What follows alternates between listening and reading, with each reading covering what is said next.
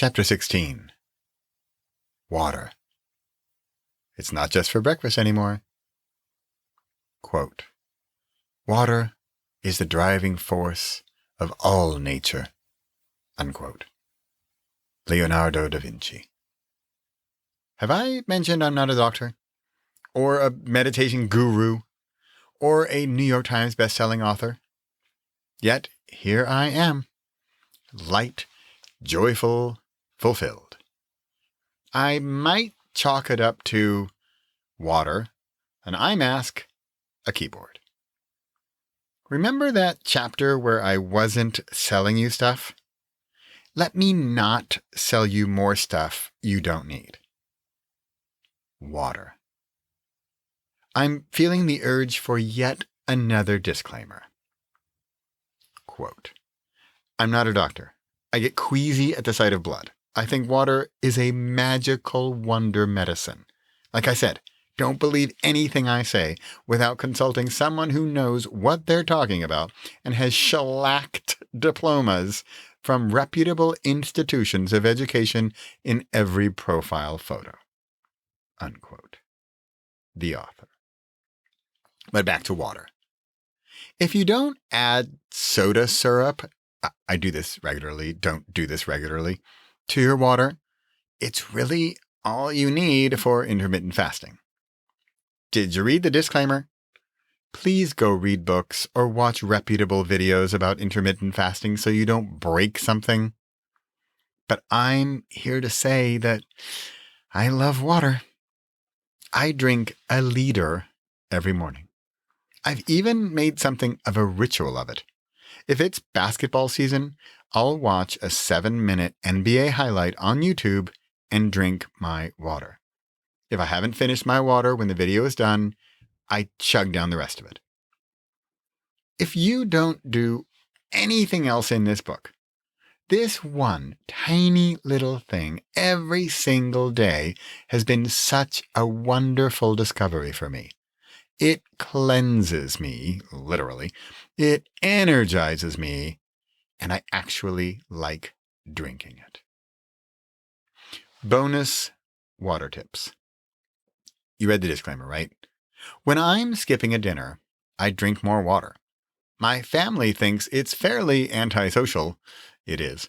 But I'll sit there at the family dinner with my bottle or glass of water while they eat. Sometimes I'm hungry and want to eat. Most of the time, when I'm really into my fasting, it's fairly easy.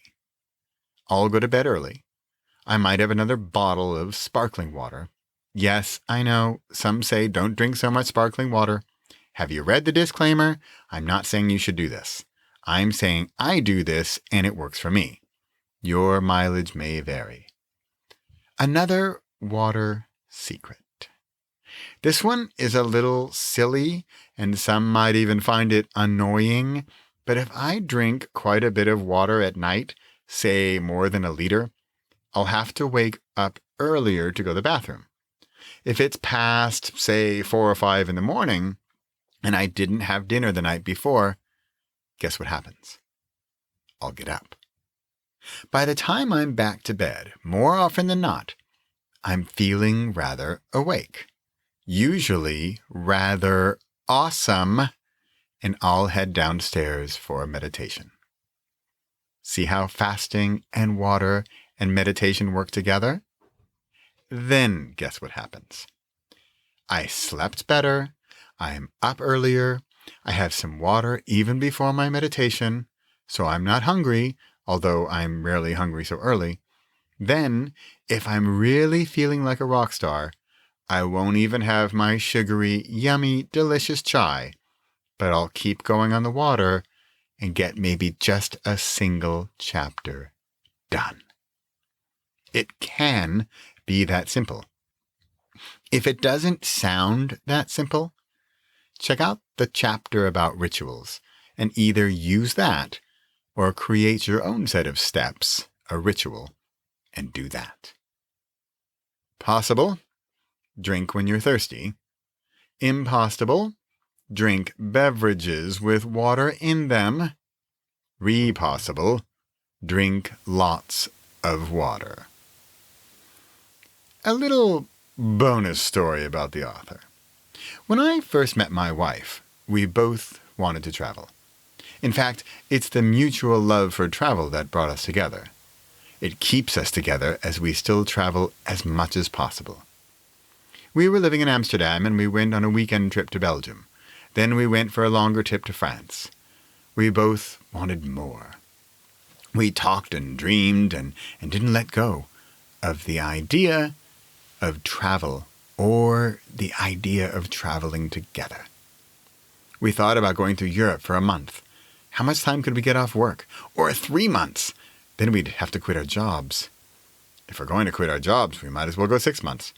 If we're going to do such a big trip, something we might never do again, we might as well go a full year. So we did.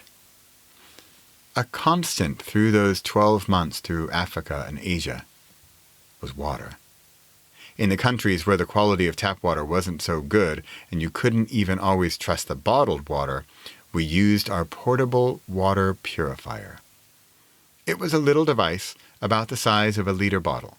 You put in the not-so-clean water, pump it a bunch of times for several minutes, and you'd have about a liter of clean water. It was usually hot where we were, and we were sweating all the time, so we drank untold liters of water every single day.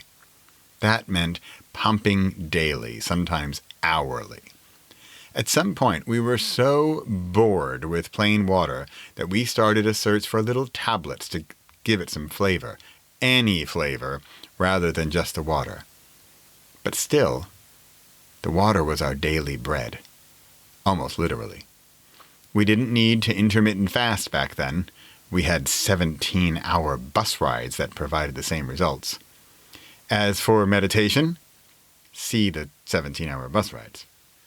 Creating. We didn't have laptops or even mobile phones, so we were old school, pens and notebooks. As I write this here today, in the book that has become so much more than I thought it would be, I see the similarities from the past with the present day. Back then, it was long bus rides, lots of water, little food, and maybe a rumbling snooze on a rickety bus in Zimbabwe, and a frenzy of trying to write it all down with my 4-color Bic pen. Today, I have to make more of a ritual of it. The intermittent fasting, the waking up early, the eye mask, the guided meditation, writing, then hitting record on my phone. It's a different time, a much different place, and a different mindset. But the ritual is there. The water is there. The results are there.